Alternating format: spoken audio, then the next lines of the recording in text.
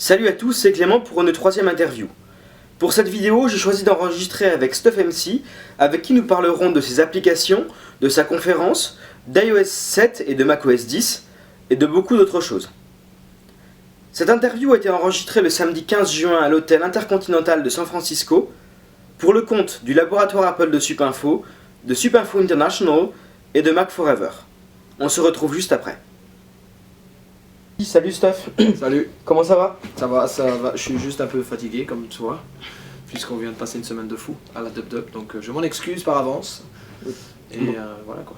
Bon alors moi je te connais depuis un petit bout de temps maintenant, mais les auditeurs de Supinfo comme de Mac Forever ne te connaissent pas, tu peux peut-être te présenter? Ouais, c'est probablement des spectateurs aussi d'ailleurs, puisque sinon ils m'écouteraient juste.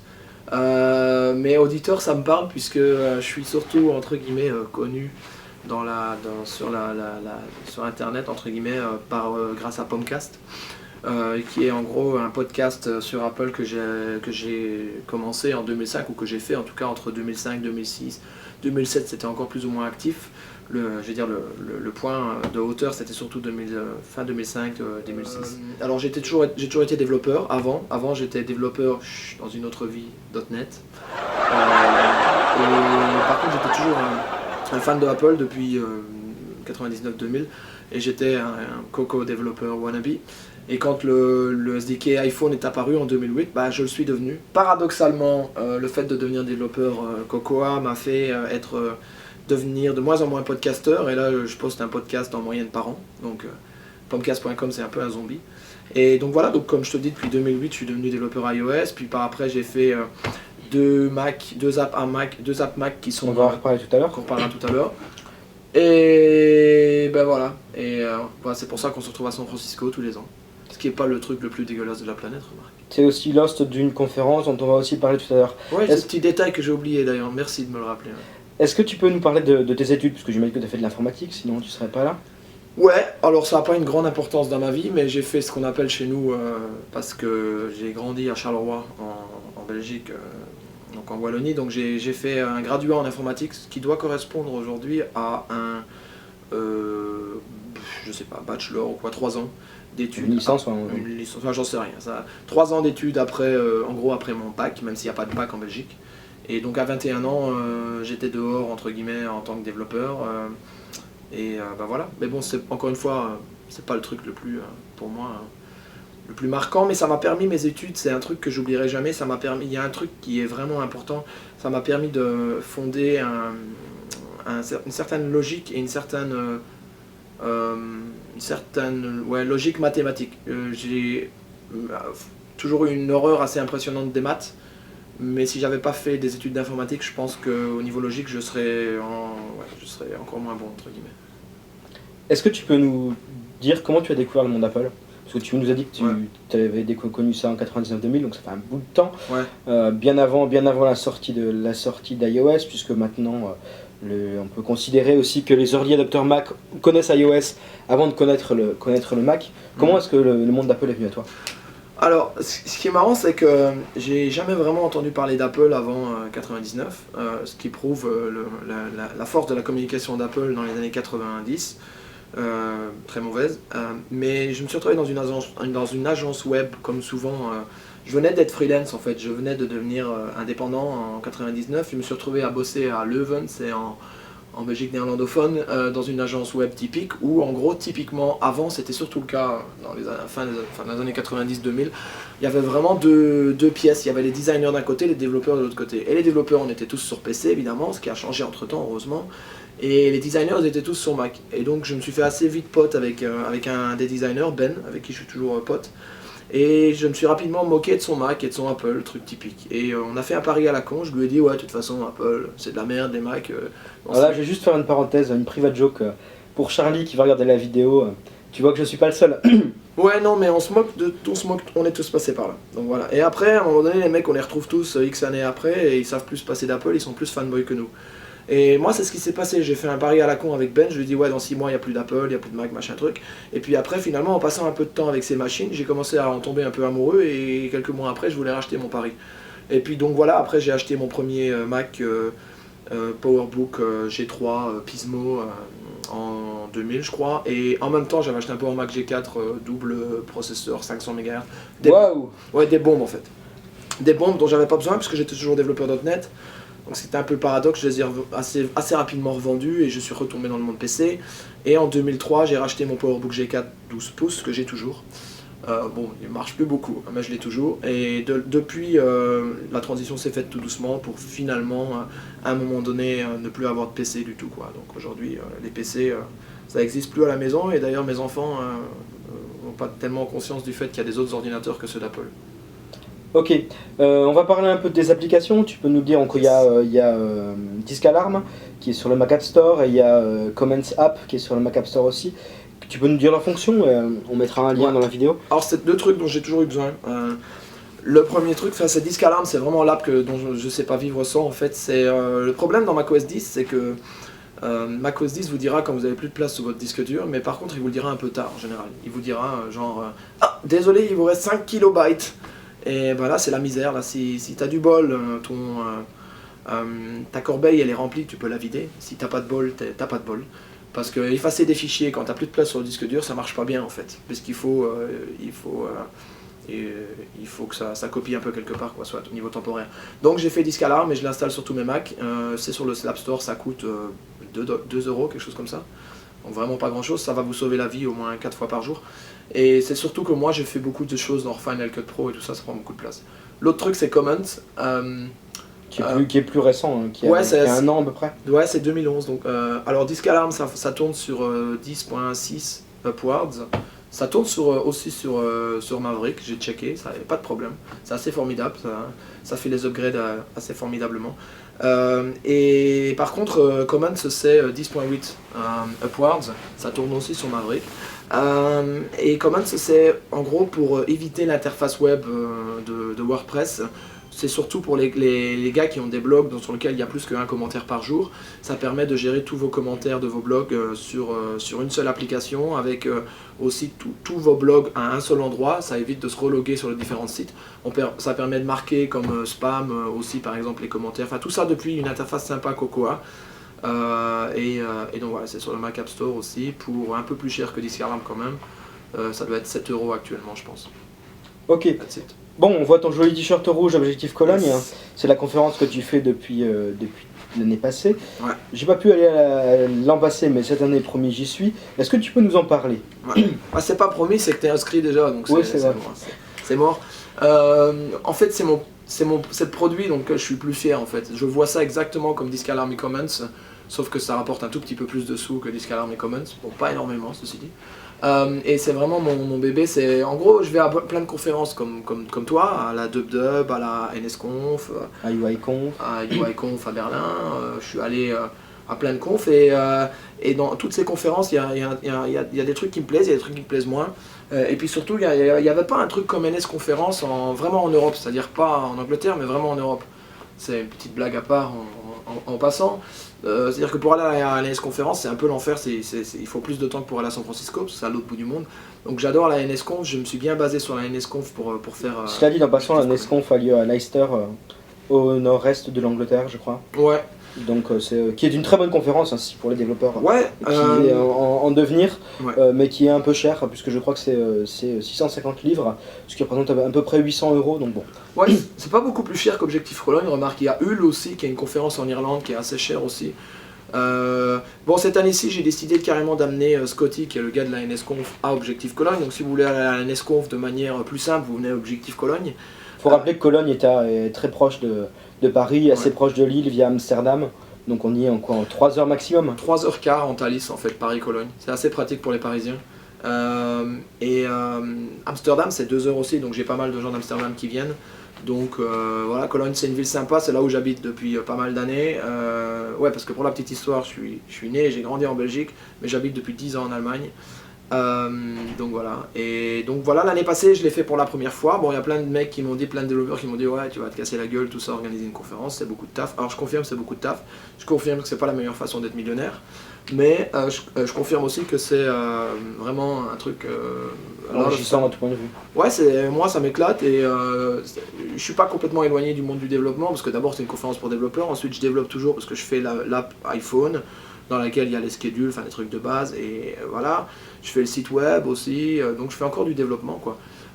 Et l'année passée, c'était la première fois, le 11 et le 12 septembre. Cette année, ce sera aussi en septembre, ce sera tous les ans en septembre, 17 et 18 cette année. Et ça s'est super bien passé, il y avait 88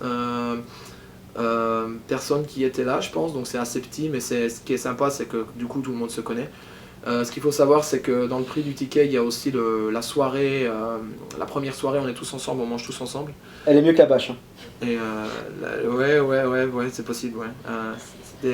La bâche de la Dub Dub, c'est pas la meilleure bouffe du monde, mais bon.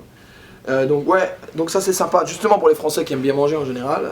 J'ai un chef genre 5 étoiles qui fait de la super bouffe. Et puis un truc qui n'est pas à négliger, c'est que vous n'avez pas à vous préoccuper de ce que vous allez manger ou boire pendant 2 jours, puisque c'est aussi dans le prix de votre ticket, c'est-à-dire que toutes les boissons sont comprises aussi dedans. La journée soft aussi, soft drink évidemment, parce que j'ai pas envie que les gens soient bourrés morts la journée. Le soir par contre, bière et vin à volonté, donc éclatez-vous. Et puis voilà, donc... On reprend, est-ce que tu peux plus nous parler des speakers qui seront là à cette conférence? Ouais. Parce que, bon, tu nous as expliqué le contexte, maintenant qu'est-ce qui sera là, quel est le contenu? Ouais. Comme je disais, il y a Scotty de la NS Conférence, Steve Scott, qui est connu entre autres pour iDeveloper TV, pour faire pas mal de screencasts et des choses ainsi. Donc voilà, qui fait sa keynote sur comment construire une communauté autour de votre produit. Il faut savoir que Scotty, il sait quand même ce que c'est que construire une communauté parce que c'est de ça qu'il vit. Ensuite, il y a mon super pote Mike Lee, qui est d'Amsterdam. Voilà, d'Amsterdam, qui habite donc à Amsterdam mais qui est américain à la base. Qui a travaillé chez Apple pendant 2 ans, je crois, qui a fondé Delicious Monster, qui a travaillé en tout cas chez Delicious Monster, qui a fondé TapTapTap, non, TapTapTap, je dis des conneries, c'est John Casasanta, la boîte qui fait TapTap Revolution, j'ai oublié comment elle s'appelle, plein d'autres trucs comme ça, et qui récemment s'est remis au développement de manière assez hardcore, puisqu'il a fait Lemur Chemistry, qui est un super jeu sur On mettra le lien dans l'article. Ouais, je t'enverrai ça. Et puis les autres speakers sont moins connus au niveau international, mais il n'empêche que Alex von Bello est un des développeurs les plus connus en Allemagne, qui a aussi travaillé pour Big Nerd Ranch. Qui fera un talk sur la gestion de la mémoire. Alors on pourrait se dire, ça c'est intéressant, on pourrait se dire que la gestion de la mémoire en 2013 avec Arc et tout ça, ça sert plus à rien. Sauf que je peux vous dire qu'à la Dub Dub cette année-ci, il y avait une session qui s'appelait Fixing Memory Issues, et c'était la session la plus remplie. C'est-à-dire qu'il n'y a plus de place, il y avait des gens debout même, c'est assez impressionnant. Donc ce qui veut dire que la mémoire, c'est toujours un problème aujourd'hui, et il faut comprendre comment tout ça marche, et c'est ce que Alex nous expliquera. Il y a une fille qui s'appelle Katharina Hausmann, qui elle n'est pas du tout connue, mais je compte bien la faire connaître parce qu'elle est tout simplement géniale. Elle travaille dans l'industrie automobile et elle nous fera un talk sur le rapprochement entre la technologie et les humains, les mouvances sociales dans lesquelles on va. Alors je ne sais pas très bien si on va parler de wearables, mais c'est assez intéressant parce que quand on était à Dub Dub, on a vu entre autres mon bon pote Steve Streza qui a tout le temps porté ses Google Glass. Et donc cette mouvance vers les wearables est assez intéressante. Il y aura un talk aussi sur la sécurité. Et puis sinon il y aura Damien Gosset aussi, qui est par contre connu de certains Français, qui est du labo Apple, de Subinfo, il y a quelques années, qui a une boîte à Lyon qui s'appelle Optiplex et qui s'avère être un pote depuis quelques années. Et Damien devait être, que j'ai connu via Charles Marty, qui est aussi un mec de Subinfo, qui était Pomcaster à l'époque. Damien devait être speaker l'année passée. Mais sa femme a eu la mauvaise idée de booker des vacances pour eux au lieu de venir à ma conf, je comprends pas. Soit, donc l'année passée j'avais un pote à lui qui était Zino et qui était mortel. Et en fait justement ce qui est assez entre guillemets un des trucs particuliers de ma conférence d'Objective Cologne, c'est que j'ai décidé de swapper la majorité, voire tous les speakers tous les ans. Cette année-ci le seul que j'ai gardé c'est Mike Lee. C'est pas qu'ils étaient mauvais l'année passée, au contraire ils étaient tous très bons, mais moi j'ai été à suffisamment de conférences où tous les ans c'est les mêmes que pour avoir envie que ce soit pas les mêmes. Donc je me donne un peu de mal, je recherche encore des gens. Donc voilà, ceci dit c'est pas tout parce que tout ça c'est pas des énormes noms à part Mike et Scotty. J'ai rencontré des gens à la conférence, à la Dub Dub, qui sont des plus gros noms que je... Raouna Legas entre autres. Ouais, alors Aaron, ça va être un peu compliqué de l'avoir parce qu'il est très occupé. Donc je connais Aaron et le gaz, mais c'est pas impossible qu'il y ait quelqu'un de Big Nerd Range qui vienne. Mais sinon, ouais, suivez le site Objectif Cologne et vous verrez qu'il y aura, On va aussi mettre le lien en bas. il y aura des bonnes surprises. Juste au niveau speaker, c'est pas faute d'avoir essayé. J'ai essayé d'avoir plein de gens qui sont des grands noms, mais qui sont en général très occupés ou qui n'ont plus envie ou qui n'ont plus le temps. Comme, là, ça vous donnera des pointeurs vers des gens intéressants. Wolf Wrench, qui est assez connu. Will Shipley, beaucoup de gens connaissent. Sophia Teuchler, qui est la fille de ex-Tap Tap Tap et qui fait plein d'apps comme Articles et d'autres trucs ainsi. Donc j'ai contacté plein de gens et puis tout le monde. Sophia, c'est Sophistication, ça? Ouais, Sophistication, voilà. Ouais. Qui est une Allemande, qui est une assez terrible développeuse, assez. Et qui fait des super UI, ce qui est en passant, on mettra le lien aussi. Ouais, voilà. Bon, on va swiper sur la WWDC. Comme iOS 7. Voilà, exactement, que tu n'aimes pas beaucoup. On va en reparler. Moins qu'on puisse dire. Bon, évidemment, il y a tout le contenu NDA, on va pas en parler, même si c'est des secrets de Polichinelle. Est-ce que tu peux nous parler de ton avis? D'abord, on va commencer par Sea Lion. Est-ce que tu peux nous parler de Maverick? Ouais, on va parler de Sea Lion.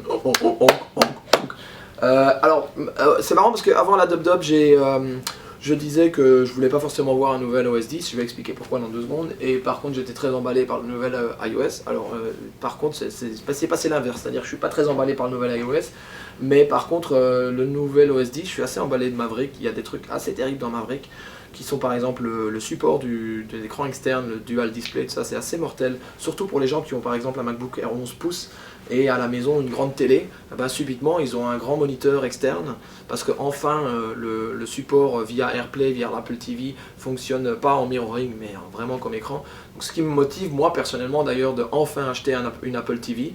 Que je n'ai pas depuis très longtemps. Bon, ça s'explique aussi par le fait que je suis encore une de ces personnes qui ont une télévision à tube cathodique. Wouh! Youhou! On n'est plus beaucoup, hein. Mais la mienne, tant qu'elle tient et tant qu'on n'a pas la télé d'Apple, je la garde. Donc il y a ça dans Maverick, il y a non négligeable pour nous les développeurs, il y a des trucs dans Xcode 5 qui ne fonctionnent que dans Maverick, ou dans Instruments qui ne fonctionnent que dans Maverick, il faut le savoir. Et pour le savoir, il faut aller au Labs, parce je crois qu'il n'est pas écrit forcément dans des release notes. Et il faut pas oublier que dans Sea Lion Maverick, il y a les onglets dans le Finder. Ouais, alors c'est la révolution, hein, c'est un truc que j'ai sur Total Finder depuis des années. Si vous n'avez pas encore Maverick, je vous recommande Total Finder. Il n'y a pas que ça dans Total Finder, il y a des tas de trucs, ce qui fait que je ne sais pas si je vais encore garder Total Finder ou pas. Mais les tabs dans le Finder, c'est quand même un truc que ça faisait longtemps que ça devrait être là. Moi je sais pas comment on fait pour un Finder sans tabs entre temps. Donc ça c'est pas mal. Puis il y a sûrement d'autres trucs, non? T'as des idées toi, des trucs? Oui, on va y revenir. Il y a. Faut qu'on fasse gaffe à pas dire des trucs qui sont pas indie, qui sont oui, non, mais NDA. Et puisqu'ils en ont parlé à la keynote, on va parler de Keychain in the Cloud qui risque de killer certaines applications qui sont vachement bien, du style Dashlane, du style OnePassword. Qu'est-ce que t'en penses? C'est un peu du vol de la part d'Apple, non? Ouais, mais attends, c'est pas comme si on n'était pas habitué. Ils se servent là où ils peuvent se servir. Donc c'est un peu dommage pour les mecs d'AgileBits parce que c'est des mecs sympas, les gars de OnePassword. Ce qui m'attriste le plus par rapport à ces mecs-là, c'est que je suis pas trop inquiet pour eux au niveau financier. C'est-à-dire que comme ils ont le support d'Android, Windows et compagnie, et ils vont s'en sortir. Mais c'est des mecs, c'est des devs Mac, donc c'est des fans de Mac. Donc eux, ça doit un peu les traumatiser de se dire que finalement maintenant ils vont gagner leur sous avec autre chose que Apple. Mais en tant qu'utilisateur, faut pas se le cacher, on préfère quand même avoir un truc qui est bien intégré dans le système. Ma seule peur, entre guillemets, c'est que la différence entre les deux, OnePassword et Keychain in the Cloud, c'est que OnePassword, c'est pas in the cloud. Enfin, quoi que oui et non, parce que moi je mets mon OnePassword sur ma Dropbox. Donc finalement, au final, c'est la même chose. Là, on peut se dire quand même qu'en gros, tous nos passwords sont chez Apple et on espère que c'est bien sécurisé, mais bon, ils ont bien précisé que ce sera sécurisé et qu'il n'y a pas un hacker qui va trouver les passwords. Mais ouais, voilà, le problème il est réglé, je pense que rapidement, d'ailleurs maintenant comme j'ai installé Maverick, je pourrais les essayer, Keychain in the Cloud, et entre autres l'intégration avec iOS, j'imagine sera assez formidable, quoi. Bah, ce qui peut être sympa aussi dans le Keychain in the Cloud, bon, je profite de cette interview qui est en français pour faire un peu débat, puisque en anglais c'est un peu plus complexe. L'avantage de Keychain in the Cloud, c'est qu'il va te proposer des mots de passe et que ça va être directement implémenté dans Apple, c'est pas la peine d'acheter d'autres logiciels. Bon après c'est vrai que ça va être un peu plus difficile pour AgileBits, mais bon. on verra bien. Ils vont s'en remettre, hein, mais encore une fois, ils ont été ce qu'on appelle Steved, c'est-à-dire que c'est comme... j'ai un bon ami que j'ai pas vu cette année d'ailleurs, qui est le développeur de Sandbox. Sandbox, à l'époque où iWeb est sorti, ils ont cru qu'ils allaient se faire Steved. Ceci dit, ça peut être un bon coup pour les mecs d'Agile Bits en fait, parce que au contraire de ce qu'on aurait pu de ce qu'on aurait pu croire, excusez-moi, je suis belge donc. Quand iWeb est sorti, au contraire, ça n'a pas tué ni les mecs de Sandbox, ni les mecs de Real Mac Software. Au contraire, ça les a plutôt poussés, entre guillemets, et les gens ont découvert que, ah ouais, on sait faire des sites web avec un Mac. Ici, peut-être que les gens vont découvrir, ah ouais, il y a Kitchen in the Cloud, c'est sympa, mais OnePassword est mieux. C'est là où sera leur marché. C'est de faire un truc qui sera mieux que Kitchen in the Cloud. Je pense qu'il y a toujours un marché quand même pour eux, quoi. Et il y en a d'autres qui se sont fait pomper leurs idées, que ce soit par Apple ou par d'autres boîtes d'ailleurs. C'est parce que je ne vais pas citer de nom, mais je connais des gars qui font des apps dans un certain marché et qui après il y a une autre boîte qui arrive derrière et qui refont la même chose. Donc voilà quoi.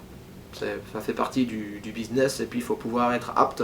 En tant que petite boîte, en tant que petit développeur, tu as la chance de pouvoir bouger rapidement, te retourner plus rapidement, quoi. Mais à Agile, c'est déjà ça. C'est pas une petite boîte, c'est une grosse boîte déjà quand même. Ils sont quand même une dizaine de devs, je pense. Et ils ont d'autres produits, ils ont Fort Knox, je crois, quelque chose comme ça. Donc voilà. On va parler de deux choses qui ne te plaisent pas, d'après ce que tu m'as dit à la keynote, puisqu'on l'a passé ensemble. On va parler de iWorks, sur iWorks dans le nuage et maintenant consultable en ligne. Pourquoi est-ce que tu n'aimes pas ? J'aime pas parce que en général, je l'ai encore discuté avec un ingénieur d'Apple qui était à moitié en train de rire parce que je crois qu'il est assez d'accord avec moi. Pour faire simple, Apple ils sont pas bons quand ils font du web. C'est-à-dire que c'est le boulot de Google, c'est le boulot de Facebook, mais ils sont pas très très bons en fait quand ils font du web. Et Microsoft n'est pas tellement bon non plus d'ailleurs. C'est-à-dire que Apple et Microsoft sont très bons pour faire des applications natives, mais dès qu'ils font du web en général c'est une catastrophe. Apparemment, iWork in the Cloud, ça a l'air pas mal. J'ai testé, parce que déjà, tu as la synchro avec les documents qui sont déjà là. Ouais. Donc j'ai testé pour Supinfo, j'ai testé pour des projets perso. Ça a l'air de fonctionner plutôt pas mal en fait. Donc, ouais. Je me laisse surprendre volontiers. Le truc pour lequel c'est définitivement pas mal, c'est si tu fais une présentation Keynote sur ton Mac, tranquillo, avec Keynote, et puis après tu vas chez un client en entreprise, et puis tu peux te retrouver dans une situation où tu sais pas te connecter sur ton Mac, tu te logs sur iWork in the Cloud, et puis tu fais ta préso comme ça. Mais de là à préparer ta préso sur le web, ce que je comprenais pas, c'est ce que ce que je comprends vraiment pas, c'est pourquoi ils le font. C'est-à-dire que Apple, a priori, ils travaillent pas pour les gens qui sont sous Windows. Le seul truc qui éventuellement est bien, c'est que je pense que c'est gratos iWork in the Cloud. Ou est-ce qu'il faut une licence iWork, j'en sais rien. Ah non, c'est gratos. Parce que nous, on y a accès parce qu'on est dev, mais on a accès à la bêta. Oui, il faut savoir que les ingénieurs, non, pas ingénieurs d'Apple, les développeurs. Ça viendra peut-être pour toi, hein, mais les développeurs iOS et macOS ont accès à beta.icloud.com avec toutes ces fonctionnalités. Comme l'an passé, on avait eu accès à Note in the Cloud qui était très sympa. On va parler aussi d'iOS que tu n'aimes pas du tout. Alors, c'est peut-être pas aussi tranché que ça. Disons que quand on a regardé la keynote, toi et moi, on n'était pas que deux, on était trois. Il y avait mon pote Ortwin Gens, qui est de l'app Où Trouver, que je ne peux que recommander, qui était à ma gauche. Et toi, qui était de Street View aussi. Et de Streets aussi, ça s'appelle plus Street View. C'est Street. C'est fait taper sur les doigts. Street, ça s'appelle, c'est assez sympa aussi. Et puis Ortwin et moi, on n'est pas souvent d'accord en général. On est des super potes, mais on n'est pas souvent d'accord sur beaucoup de points. Par contre, là où on était d'accord quand on avait iOS 7, c'est qu'on était tous les deux, on faisait tous les deux « Oh non, oh non !» Et ça n'arrêtait pas. C'est-à-dire qu'au début, moi, ça me paraissait... Il y a deux choses qui m'ont impressionné. D'abord, ma première impression, c'était de me dire, comme beaucoup de gens, que c'est un rip-off de Windows Phone. Alors que j'ai eu un Lumia pendant 6 mois, je trouvais ça plutôt pas mal, mais je préférais quand même mon device iOS, mais je préférerais avoir Windows Phone qu'un Android, pour diverses raisons. Et donc je trouvais que c'était un assez beau rip-off, ça ressemblait vachement à Windows Phone, à Metro et tout ça. C'est tout flat. Ça a perdu sa dynamique, je trouve, en tout cas purement graphique, parce que par contre il y a une dynamique au niveau des animations qui est assez sympa. Et la deuxième grosse surprise qu'on a eue, où on pensait que c'était une blague en fait au début, c'était les icônes en fait. Parce que les icônes sont quand même tous à peu près aussi moches les uns que les autres. J'ai rencontré hier, on a mangé hier avec, enfin moi et d'autres, avec Sébastien De Witt, qui était un mec SDW sur Twitter et app.net. Allez sur app.net d'ailleurs, Twitter, c'est... Ouais non, pas possible. Sébastien a travaillé pendant plus d'1 an, je pense peut-être même 2 ans chez Apple, à l'époque où Steve était encore là, puis maintenant il bosse pour Double Twist, donc il fait des applications Android, un peu paradoxal d'ailleurs parce qu'il a un iPhone lui, et lui il a dit la même chose, lui il croyait que c'était une vaste blague, ces icônes c'est quand même... Alors le seul avantage c'est que ma nouvelle blague c'est que nous les développeurs qui en général travaillons avec des designers, on va gagner beaucoup de sous maintenant puisqu'on n'a plus besoin de designers. Parce que c'est-à-dire que les icônes maintenant je demanderai à ma fille de 5 ans. Je demanderai à ma fille de 5 ans de les faire si tu veux, parce qu'elle devrait y arriver. C'est quand même juste terriblement moche quoi. Bon, il faut dire aussi que bon après vous avez pu le voir sur le site de Mac Forever que il paraîtrait que ce soit le service marketing qui a fait les icônes et pas les équipes de Johnny. Donc peut-être que ça va changer au fur et à mesure des releases, on vous tiendra au courant. De toute façon Mac Forever vous tiendra au courant, vous êtes fidèle au site web. Moi je dis que c'est Phil Schiller qui les a fait les icônes. Je sais pas qui les a fait mais c'est juste... Je connais un autre mec qui bossait chez Apple comme designer qui est Louis Mencia. Je crois qu'il bosse plus là. Ça peut pas être un mec comme ça, il a fait des icônes vraiment terribles, donc je sais pas. Donc j'ai un vrai problème avec l'interface utilisateur qui est très plate. Alors ne parlons même pas de la disparition des bords partout, c'est-à-dire que je crois que Johnny Ive il a un problème avec les bords, c'est-à-dire que quand il voit des bords il est malade, il fait de l'épilepsie, j'en sais rien. Bah, il faut savoir que Johnny Ive, bon, vous l'avez déjà lu, Johnny Ive est de l'école du flat design et l'autre là qui s'est fait virer, dont j'ai oublié le nom, Scott Forstall. Scott Forstall était de l'école du skeuomorphisme. Ouais. Visiblement, toi tu es de l'école du skeo. Moi j'adore le skeuomorphisme. Ceci dit, j'ai 2 choses à dire là-dessus. La première chose c'est que... Non, j'ai 3 choses à dire. La toute première chose c'est qu'apparemment Scott Forstall n'est pas tellement de l'école du skeuomorphisme, c'était plus un truc d'autres personnes autour de lui, que lui, c'est pas forcément son truc à 100%. Faut savoir que la raison numéro 1 pour laquelle Scott Forstall s'est fait virer, c'est pas tellement le skeuomorphisme, c'est juste qu'il ne s'entendait pas avec les autres et qu'il était un peu un trou de cul, en gros, mais comme Steve quoi, c'était l'enfant spirituel de Steve. Il en reste que faut laisser à César faut rendre à César ce qui appartient à César. Scott Forstall est juste super important pour nous historiquement. Il était déjà chez Next, c'est lui qui était en charge de macOS 10. Voilà, yada comme disent les Américains, donc voilà, je pense que pour l'instant il doit un peu se marrer tout seul dans son fauteuil, et que quand il sera libéré entre guillemets d'Apple, on risque de le voir revenir en force. La deuxième chose que je voulais dire, c'est que pour passer de l'un à l'autre, Johnny Ive, il est assez formidable pour faire des trucs comme ça, c'est-à-dire que du hardware, hein, des trucs tout fins comme ça. Ça c'est un Retina, pour ceux qui ne l'auraient pas encore. Retina MacBook Pro, c'est mon bébé, je l'adore, et il fait des trucs formidables. Cherchez si vous trouvez des ordinateurs aussi beaux que ceux-là. Donc au niveau design industriel, il est très fort. Mais je suis pas sûr que ça marche en logiciel. Donc voilà. Et la troisième chose, c'est que hier, quand la Dub était terminée, on a discuté avec John Galenzi, qui est le mec responsable en gros de UI, design, enfin des trucs ainsi chez Apple. Si vous googlez un peu, vous trouverez un peu qui est John Galenzi. Je suis pas un énorme fan de ce gars, en tout cas sur le contenu, mais je l'aime bien parce qu'il est super sympa, super approchable. Et lui, ce qu'il disait, en gros, c'est que le skeuomorphisme c'était nécessaire à une époque parce qu'il y a 6 ans, quand l'iPhone est arrivé, il n'y avait rien de pareil, donc il fallait qu'on explique aux gens comment on utilisait une interface multitouch, et il fallait donc qu'on les rattache à quelque chose d'existant. Genre par exemple, tu tournes une page, elle tourne comme ça. Et qu'aujourd'hui, on n'en a plus besoin, on peut venir dans des trucs plus flat. In fine, ce qui me dérange vraiment, c'est que ça marche bien sur Metro, sur Windows Phone. On n'en avait pas forcément besoin sur iOS. C'est pas comme si on avait le choix après. Voilà. Donc voilà, c'est comme ça que je le vois, quoi. On a parlé d'iOS, on a parlé de macOS 10. Est-ce qu'il y a quelque chose que tu voudrais rajouter? Toi, par exemple, qu'est-ce que tu aurais aimé voir apparaître dans iOS, dans Maverick? Des choses qui ne sont pas encore là. Très bonne question. Il y a des trucs qui sont dedans, qui sont formidables pour nous, on peut pas vous dire évidemment, mais ce qu'on peut vous dire, c'est qu'au niveau développement, c'est une assez bonne surprise. On peut peut-être un peu parler de Sprightly, puisqu'il nous en a parlé. Ouais, sauf que je sais même pas exactement ce que c'est dans le détail, donc tu seras peut-être plus sans même d'en parler que moi. En fait, pour faire simple, en gros, il s'est passé plein de trucs dans iOS 7 et Maverick, au niveau des API, c'est-à-dire ce qui nous permet, nous, de développer. Donc c'est sympa, c'est pour ça que finalement je râle un peu avec iOS 7 tout ça, je suis quand même content et je reste quand même là, parce que si je reste pas là, qu'est-ce que je fais, Tu vas faire de l'Android.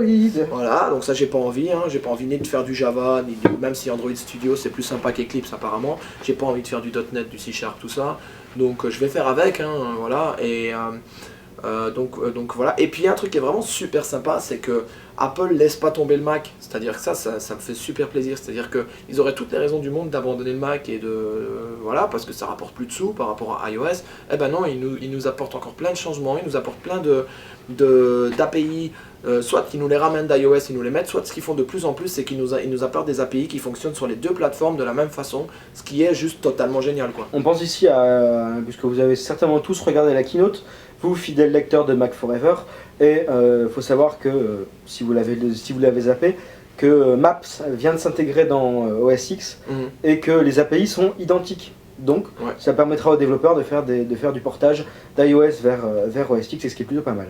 Surtout qu'il faut savoir que la grosse majorité de la communauté aujourd'hui, ce sont des développeurs iOS, et qu'il y a donc toujours tous les ans, je pense que cette année-ci il y en avait encore une, mais comme je pense, je suis pas en train de casser le NDA, comme je suis pas sûr, une session qui est en gros comment passer d'iOS à OS 10, quoi, comment transformer mon app de iOS à OS 10. Et moi c'était mon cas, j'ai appris le développement Cocoa avec iOS, même si au début j'ai lu le livre de Aaron comment faire des apps macOS 10, parce qu'il n'y avait pas de bouquin comment faire des apps iOS. Et puis après j'ai dû me mettre à apprendre AppKit et tout ça.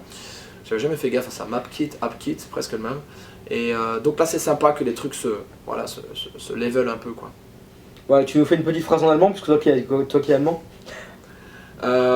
Tu veux que je fasse la version de I Love Mac Forever en allemand? Voilà, c'est ça. Ich liebe Mac Forever. Und ich liebe SubInfo. Voilà. SubInfo qui a toujours pas de campus en Allemagne. Ouais. Voilà, à bon entendeur. Unverschämt. Juste un dernier truc pour Mac Forever. Merci à l'époque d'avoir parlé de Pomcast, tout comme d'autres sites d'ailleurs. Sinon, il n'y aurait pas de moi là aujourd'hui en gros.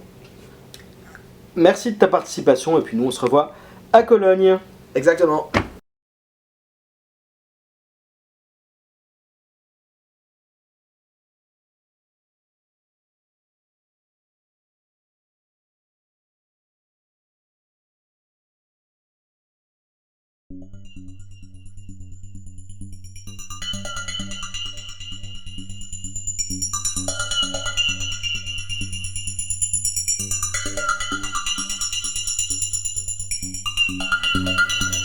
Vous venez de regarder la 3e interview de cette WWDC, je vous remercie de votre fidélité. J'ai contacté d'autres personnes pour savoir s'ils étaient disponibles pour une interview, sans avoir eu de réponse à ce jour. Quoi qu'il en soit, je vous mets là sur la vidéo qui apparaît en ce moment même mon Twitter et mon app.net, ainsi que celui de mon entreprise. Venez nous rendre petite visite, ça nous fera toujours plaisir. Quoi qu'il en soit, je vous donne rendez-vous très vite sur le site du laboratoire Apple de SubInfo et sur le site de Mac Forever pour toujours plus d'informations sur le monde d'Apple. Ciao ciao.